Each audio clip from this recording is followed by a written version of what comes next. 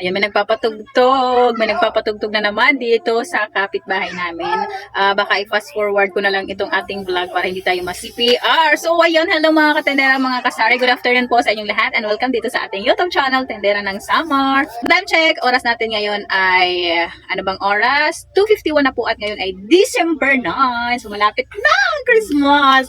So, ayan, so may dumating ako ngayon na mga gulay at saka mga pangsahog sa pangluto, ano. So, ito yung i-vlog natin ngayon. At ayan, nakaligo na tayo. So, mag-vlog na tayo ngayon para i-upload naman tayo. May update ako sa inyo. So, ito yung resibo natin. Ang total ay 3,050 pesos. Pero may balance ako na 50 pesos kasi kulang yung pera ko. So, ang total dapat ay 3,100.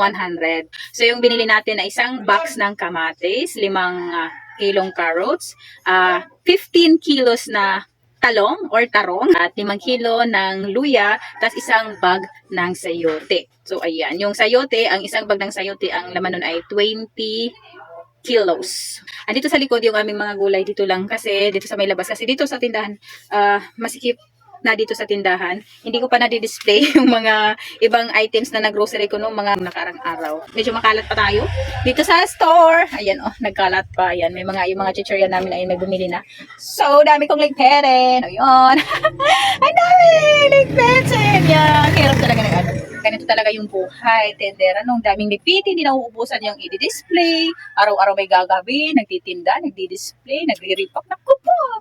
Hindi lang basta-basta maging tendera. Kailangan din mas tiyaga tayo at masipag sa mga gawain dito sa ating mga tindahan. Ayan, so labas tayo guys. Ayan, so labas tayo kasi andito yung aming mga gulay. Dito ko na nalagay sa labas kasi hindi pwede doon sa tindahan namin. So, ito yung kamatis namin, isang box. Ayan, nandito na naman si Lofi. Ayan, isang box. Ayan, isang box po ito. Ayan. So, ang bili natin ngayon ng kamatis, ang pag isang box ay mas mura na ngayon, oh. Ang isang box ng kamatis, ang mura na niya. So, ang bili ko dito ay 900 na. Ayan, so 900 pesos. Ayan. Ayan, ngayon yan. So, 900 ang 900 ang isang box. Baka may discount sa akin, kaya 900 pesos na lang. So, buksan natin yung kamatis. Ayan, so blinag ko na to ngayon habang wala pang masyadong customer.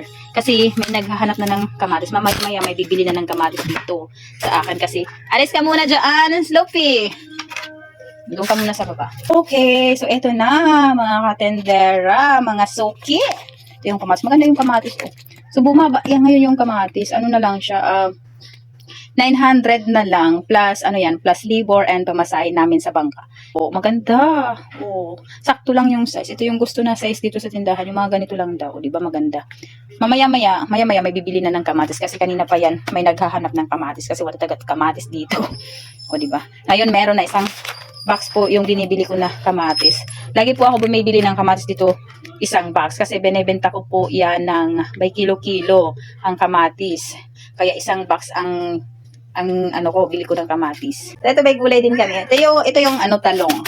So, ito talong. So, yung isang ganito ay 10 kilo yan. Ang isang plastic, 10 kilo. Pero may pa ako dito. May talong. Dito sa lamesa namin. Nilagay ko na dito. So, ito 5 kilo kasi 15 kilos yung talong ko na binili ngayon. Tapos, ito yung carrots namin, no. 5 kilo lang yan. So, 5 kilo. Parang maano na to. Parang may mga damage na. Ay, sana mabili agad. Yan. Ito yung uunahin ko pag may bumili kasi ayun, may mga may mga sira-sira na yung carrots. Kailangan ma-dispose siya kaagad. Siya nga pala, ang talong pala, ang price ng talong, ang bili ko ay 60 ang 1 kilo. Tapos ito naman, ang bili ko naman ay 90 ang 1 kilo sa carrots. Tapos ito tayo sa baba. Ito, sayuti yan. Isang bag ng sayuti. Ayan, isang bag ng sayote. Maganda yung sayote ngayon kasi yung bagyo na bagyo yung klase ng sayote. Mas maganda yung bagyo kasi hindi siya mahirap balatan. So, ayun, sumingming, umakulit. Ayan. So, isang bag ito. Ang isang bag ng sayote, wait, check natin. Ang mahal na ng sayote, 450. Ang isang bag, 450 nag-increase. Dati lang naman ay 400 lang yan. So, mahal na, 450 na. Ang isang ganyan. Ito si talong, 600 ang isang ganito. Ito pala si bawang ay kahapon yan. Kahapon ito si bawang. Nakalimutan ko magkano ang price nito. Kahapon yan kasama ng sibuyas. Kahapon din. Tapos ito pala may luya kami dito. Ayan. Ayan, luya yan. Luya, 5 kilo naman ang luya. Ayan, 5 kilo lang. Ayan naman si Mingming, Diyan na naman sa may kamatis. Ayan.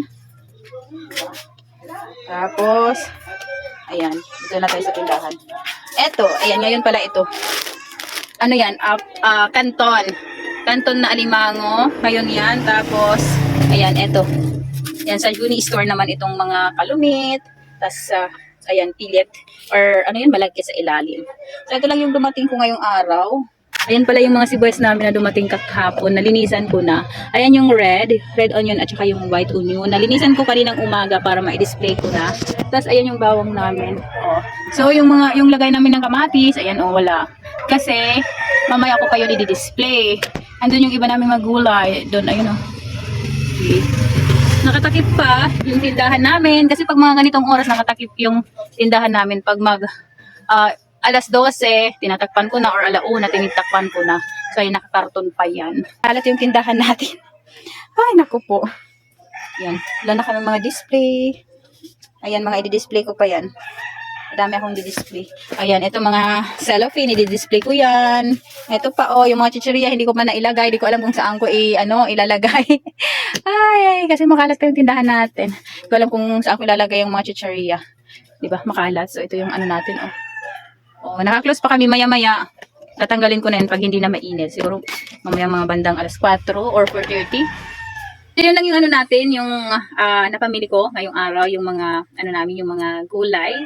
So, yung gulay na yun, yung talong, ay may order naman yun sa akin na 10 kilo ba yun. Bago ako nag-order ng talong, kasi madami yun, yung customer namin dito, tinanong ko muna kung kukuha siya ng talong. Kasi siya ay naggugulay.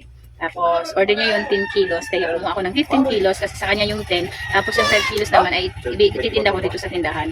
Baka may bumili. Okay guys, may customer na kami. Ito yung customer ko. Unang customer, pipili siya ng kamatis. Ayun si Mingming Ala, magulo yung bahay namin. Ganun talaga yung may tindahan, magulo talaga. Ayan, diba? So, siya yung nag-order ng talong. Ayan yung ilang kilo ba bibilhin mo? Amora na nagbigay ko ng kamatis. Damihan mo na. Bibili siya ng kamatis tapos paninda niya. Diba? Dito na siya bumili kasi hindi na siya pumunta ng Katbalugan kasi same pa rin naman yun. So dito na lang siya. Bibigyan ko siya ng bonggang-bonggang discount. Bigyan ko siya ng discount. No? Malaking discount. Sabi na kayo una po. Binamano pa naman hiya. Kailangan binamano. Magandang pasok ha. Kailan maubos agad yung kamatis namin. Bibili siya ng 10 kilo. 10 kilo. Ay, 5 kilo. Mga 5 kilo. Mga sugat. Bibili siya mga 5 kilo. Siya yung mayroon ng talong na mahaba. 10 kilos yung nagugulay kasi siya kami, hindi kami pwede ng mga tulong dito sa tindahan. Talungan pala, di ako nagtitinda nun. Hindi pwede sa amin. Okay, timbangin na natin. 4.90. Usa na lang ito. Tulang. Kiri pa, damo. Tulog pa, upat. 5 kilos ang bibili niya ng kamatis. Kamatis lang yung tarungan mo.